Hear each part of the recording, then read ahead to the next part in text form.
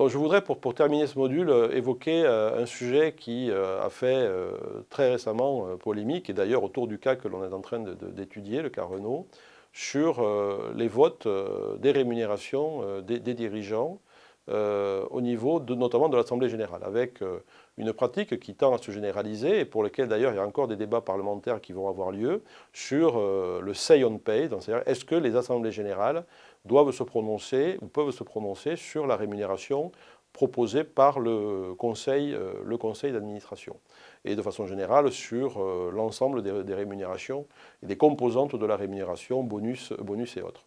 Alors, l'objet, effectivement, c'est d'avoir un débat, une discussion sur les conditions de cette rémunération, et donc il faut une visibilité très claire sur les critères associés aux rémunérations variables.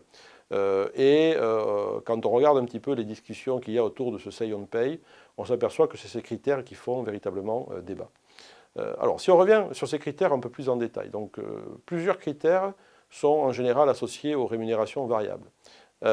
Ces critères sont d'abord appréciés par le comité des rémunérations qui vérifie les résultats de l'entreprise et regarde un petit peu les critères de performance que l'on va retenir pour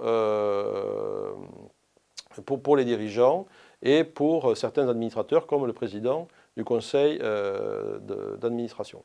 Alors, ces indicateurs sont très divers et ils sont publics. En général, on retrouve ces indicateurs dans les rapports de gouvernance, dans les documents de référence. Ils sont publics, ils sont assez classiques. On retrouve des éléments de performance autour des ventes, du chiffre d'affaires, bien évidemment, de la position de leader de l'entreprise, évidemment des résultats financiers, donc on voit des rémunérations qui sont fondées sur la marge opérationnelle, sur la marge brute, sur les cash flows, donc plusieurs critères de résultats financiers servent de base à l'évaluation de cette performance.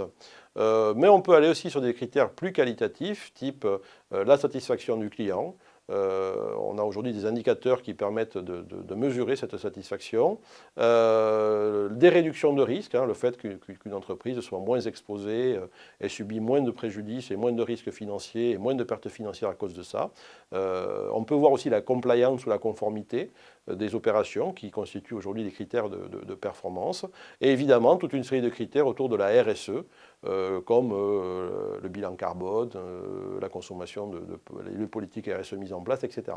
Donc on le voit, mais de façon générale, une diversité des indicateurs. Donc aujourd'hui, dire que la rémunération est fondée uniquement sur le résultat financier, c'est faux, même si ça représente encore 40, 50, 60, 70%, mais il y a réellement une volonté d'introduire d'autres indicateurs sur d'autres registres pour mesurer la performance d'un dirigeant.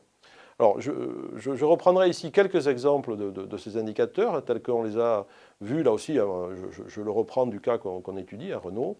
Donc, si vous regardez un petit peu le cas Renault, vous allez voir que vous avez plusieurs types d'indicateurs. Je vais commenter ce tableau de quelques minutes. Donc, ici, on voit bien que compte dans le calcul des rémunérations principalement la marge opérationnelle et le free cash flow. Le free cash flow étant un cash flow où on déduit les investissements de maintien ou de renouvellement de l'entreprise.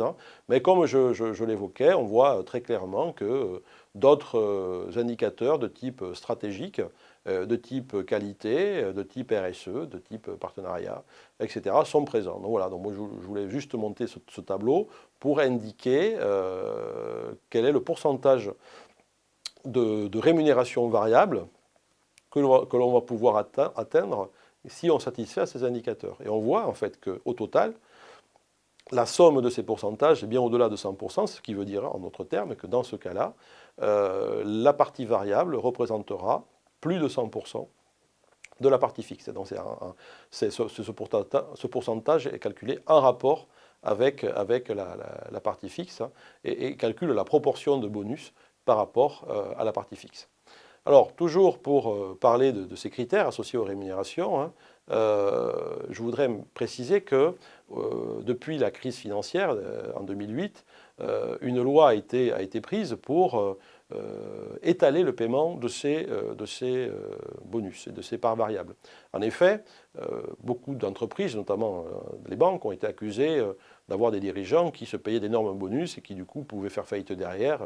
Le bonus était acquis. Donc aujourd'hui, ces parts variables, bonus, s'étalent sur 3 années avec des révisions régulières.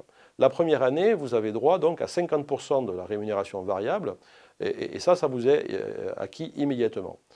Ensuite, la deuxième année, vous aurez droit à 25% du montant que vous aviez gagné, donc, auquel vous aviez droit. Mais avant de vous la payer, on va faire une révision de ce montant au regard des résultats actuels de l'entreprise. Donc si les résultats actuels de l'entreprise sont en baisse, eh bien, on peut réduire cette partie-là lors de la deuxième année. Si par contre les résultats s'améliorent et rien ne se passera, ça sera sans doute impactant pour les futurs bonus, mais on peut réviser à la baisse ces 25%. Et c'est la même chose pour la troisième année. Donc vous voyez, donc sur 3 ans, 50%, 25%, 25%. Et sur les deuxième et troisième années, une révision possible à la baisse si les résultats de l'entreprise baissent dans une proportion qui est fixée par le règlement intérieur du comité des rémunérations. Donc on le voit, je dirais, aujourd'hui, on essaie d'intégrer davantage de long terme dans les pratiques de rémunération. Et puis, donc, le cas Renault est un cas emblématique là-dessus, c'est les évolutions récentes en matière de say on pay. Comme je l'indique, réglementairement en France, c'est le conseil d'administration qui fixe la rémunération. On peut l'évoquer à l'Assemblée générale, mais l'Assemblée générale ne peut émettre qu'un avis, et donc on a vu apparaître en France des votes consultatifs sur des résolutions touchant à la rémunération des dirigeants. Les actionnaires le demandent de plus en plus, ils demandent à s'exprimer eux-mêmes sur la rémunération des dirigeants. C'est une pratique qui existe, qui nous vient des pays anglo-saxons, dans laquelle c'est développé fortement. Pour l'instant en France, elle n'est pas donc autre que consultatif, donc elle n'a pas vocation à valider. Mais avec les événements récents et les niveaux de rémunération dans certaines entreprises, eh bien, les parlementaires français se sont saisis de la question et vont envisager que maintenant ces rémunérations soient validées obligatoirement par les assemblées générales. Plusieurs voix appellent à cela et nous verrons comment cela évolue, mais je suis prêt à parier effectivement que dans quelques années, ce vote se fera maintenant plus au niveau du CA, mais au niveau de l'AG. Donc c'est un avis consultatif, ce qui veut dire que derrière, rien ne se passe, même si l'avis est négatif, c'est-à-dire que si la résolution n'est pas votée à la majorité, eh bien rien n'empêche le CA d'attribuer la rémunération qui avait été prévue à son niveau avant l'Assemblée générale. Quand on regarde un petit peu les taux de succès des résolutions, très clairement, on voit que c'est les résolutions qui posent le plus problème.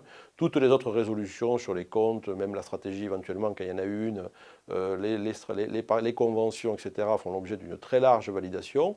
Même les nominations d'administrateurs, on s'aperçoit que finalement, ça ne pose pas beaucoup de questions. C'est très rare quand il y a des contestations. Là, par contre, systématiquement, les résolutions même consultatives sur les rémunérations font l'objet de contestations assez fortes, jusqu'à un vote négatif, donc dans le cas de Renault, sur l'Assemblée générale, qui s'est déroulée en 2016 sur les comptes et les résultats de 2015.